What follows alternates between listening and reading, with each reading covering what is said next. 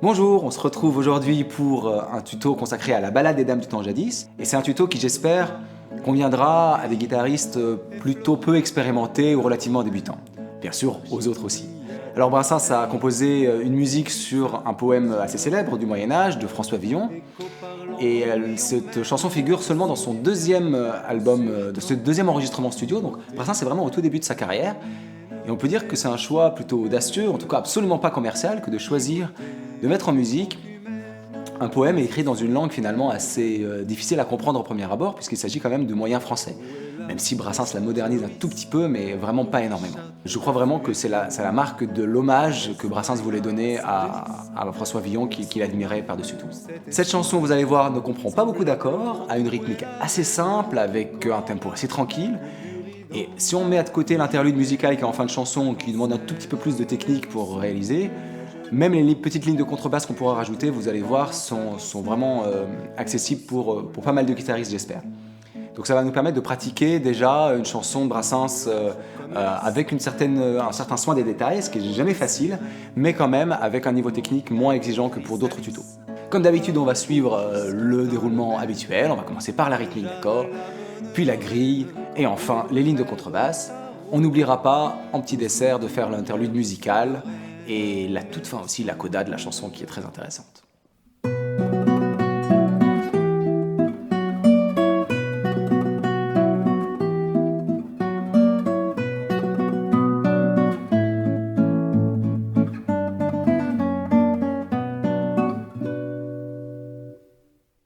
Alors pour ce qui est de la rythmique, on l'avait déjà vu en fait dans un précédent tuto, à savoir c'était les amoureux des bancs publics. C'est cette rythmique à 3 temps avec d'abord une basse, puis un accord et enfin une autre basse. Et voici ce que je vous propose de faire pour l'accord de La. Donc on a la première basse qui est en général la basse qui correspond au nom de l'accord, on appelle ça la basse fondamentale. Donc pour le La, ça sera le La cinquième corde à vide. Ensuite, on aura un accord qui, en l'occurrence pour l'accord de La, est joué sur les cordes 2, 3, 4. Et enfin, on aura un troisième temps qui sera aussi une basse et qu'on choisira de faire soit la même basse, donc un La, soit une basse secondaire, et ça sera à ce moment-là le Mi sur la sixième corde. Et si on fait les trois temps, et en répétant,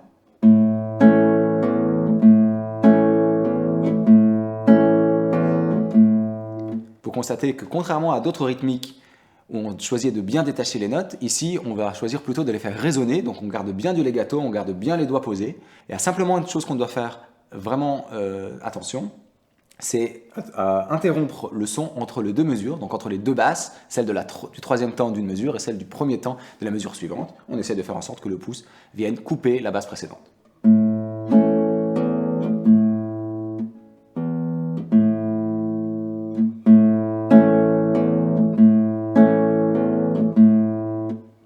Donc c'est une rythmique simple et lente.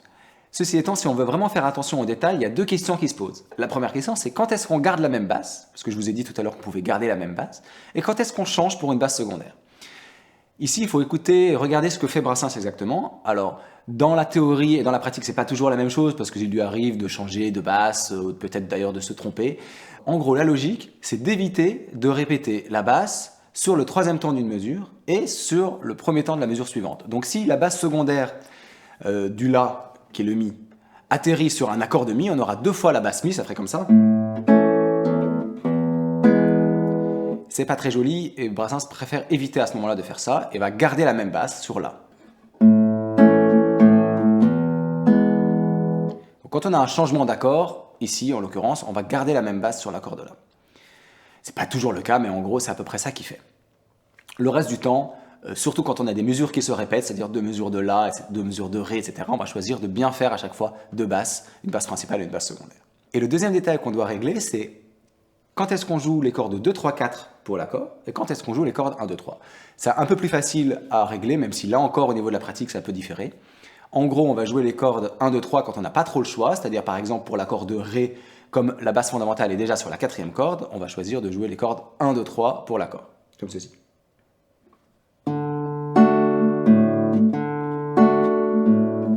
Ce sera le cas aussi pour la position du Fa dièse 7, on va voir ça tout à l'heure, quand on joue en position ouverte. Dans la position ouverte du Fa dièse 7, la base fondamentale, c'est le Fa dièse qui est sur la quatrième corde aussi, donc ce sera comme ça.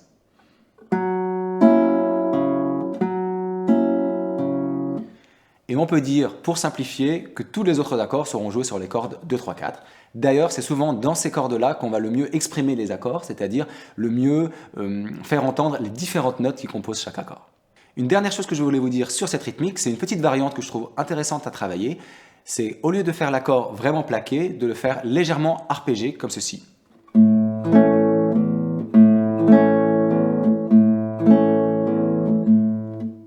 Alors Brassens ne le fait pas systématiquement, mais c'est un petit effet qui est sympa à travailler.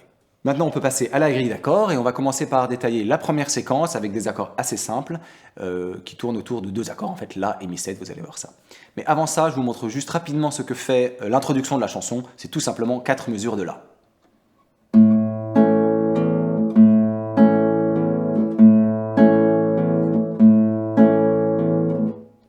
Et là commence le couplet avec cette première séquence. La, Mi7, La, Mi7, La. Donc voilà, simplement des accords de La et des accords de Mi7. Pour la deuxième séquence, un petit peu plus mouvementée, la voici. Ré, Do dièse mineur, Fa dièse 7, Si mineur, Mi, La, Mi, Fa dièse 7, Si mineur, Mi, La, Mi 7, La.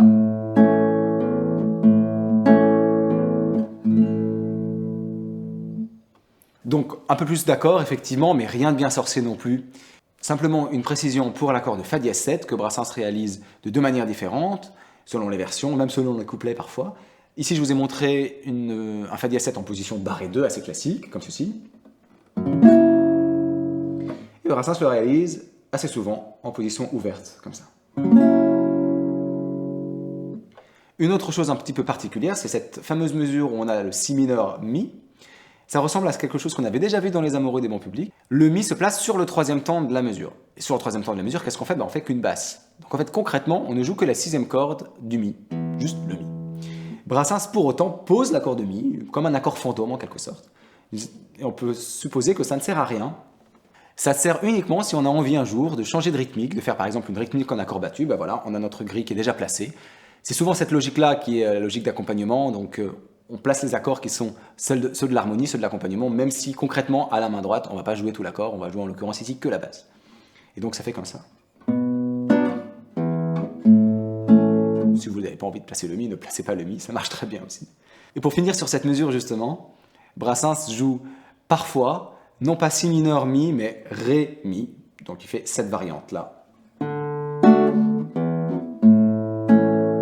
Alors d'habitude, je ne mentionne pas trop les variantes, je laisse ça pour les partitions. Ici, je l'ai mentionné parce que franchement, statistiquement, j'ai vu à peu près autant de fois le Si mineur Mi, qui est la version studio, que le Ré Mi. Voilà, vous choisissez ce qui vous plaît le plus. Et vous pouvez même changer d'un couplet à un autre si vous avez vraiment envie. C'est tout pour la grille, on pourra déjà maintenant aller un petit peu plus loin en rajoutant des motifs de contrebasse.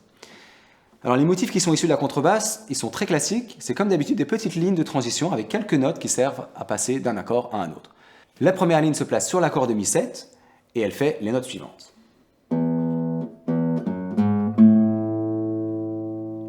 Ce ne sera pas trop difficile à placer avec les accords parce que l'accompagnement en accord est assez minimaliste, il se borne à jouer sur le deuxième temps. Donc voilà ce qu'on peut faire.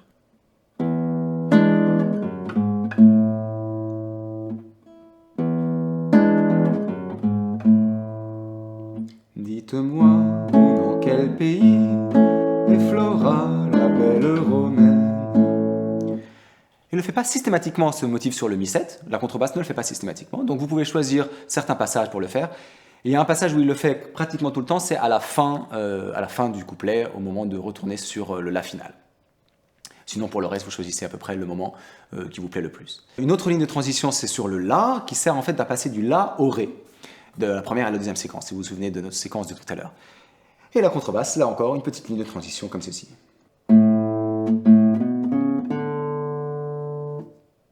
Et avec l'accord.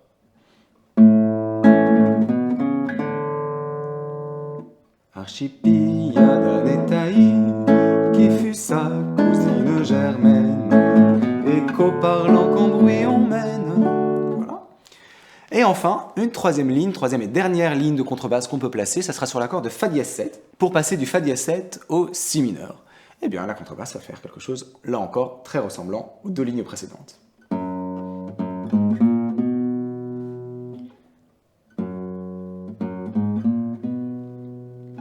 Pour faire cela, on doit adapter quand même légèrement la position du Fa dièse 7. J'utilise une position qui s'inspire de la position du Fa dièse 7 ouvert, et je réalise l'accompagnement comme ça.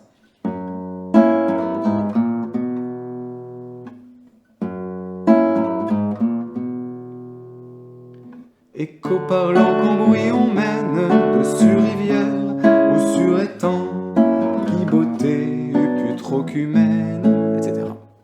Voilà, en fait c'est à peu près tout pour ce qui est de l'accompagnement de contrebasse. C'est pas grand chose, mais ça apporte quand même une petite couleur sympathique dans les basses et un accompagnement un peu plus enrichi quand même que la stricte rythmique en 3 temps qu'on avait vu tout à l'heure. Voyons à présent, pour terminer, enfin presque terminer, l'interlude musical qui se place en fin de chanson. Il est très simple à comprendre, c'est simplement une mélodie qui correspond à la mélodie du début du couplet, la version instrumentale du couplet. Et il me semble que c'est Brassens, je crois que c'est Brassens qui doit jouer lui-même la seconde guitare à cet endroit-là. Et il fait comme ceci.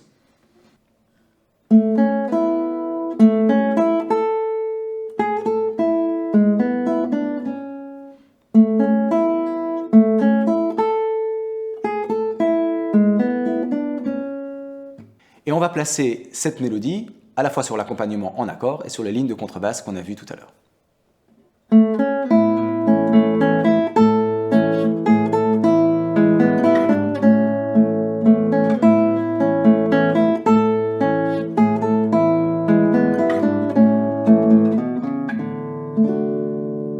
Et à cet endroit-là, on arrive sur Ré et on a la fin du dernier couplet, ce qu'on appelle l'envoi dans les ballades poétiques, qui est isolé un peu de cette manière-là. Prince n'enquéré de semaine, où est le son, né de 7 ans, etc. Juste une petite chose pour cette interlude musicale, l'essentiel du travail, ça va être peut-être sur la mesure où il y a la ligne de contrebasse, la mesure en Mi.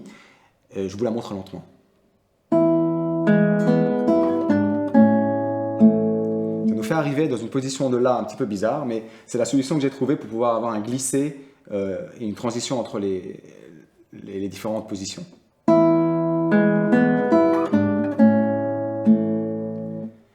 Pour le reste, comme toujours, l'essentiel du travail, c'est de bien mettre en valeur la mélodie par rapport à l'accompagnement, notamment quand ils sont très proches, au tout début par exemple.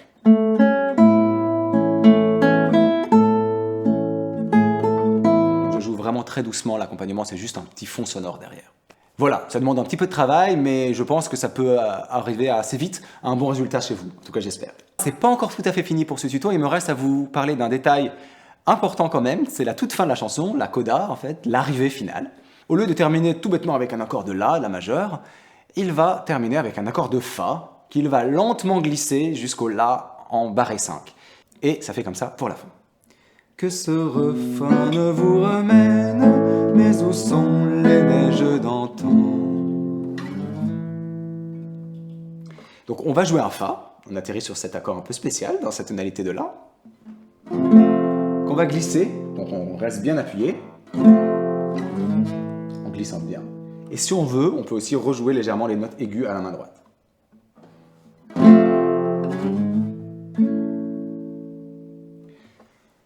Voilà, c'est à peu près tout ce que je voulais vous expliquer pour ce tuto. J'espère qu'il vous a plu, qu'il vous permettra de redécouvrir cette chanson, cette belle chanson de Brassens. J'espère aussi qu'elle a plu à des guitaristes plus débutants et qu'elle vous permettra à tous de vous amuser sur votre guitare. Je vous donne rendez-vous pour un prochain tuto et j'en profite pour remercier tous les tipeurs qui soutiennent la chaîne. N'hésitez pas à aller faire un tour sur ma page Tipeee si vous souhaitez soutenir mon travail, si vous aimez bien mes vidéos. Et vous pourrez recevoir bien sûr la partition de cette chanson et aussi les partitions de tous les précédents tutos. A bientôt! Et voici ce que joue donc cette mélodie. Non, la mélodie elle joue pas, la mélodie elle est inerte.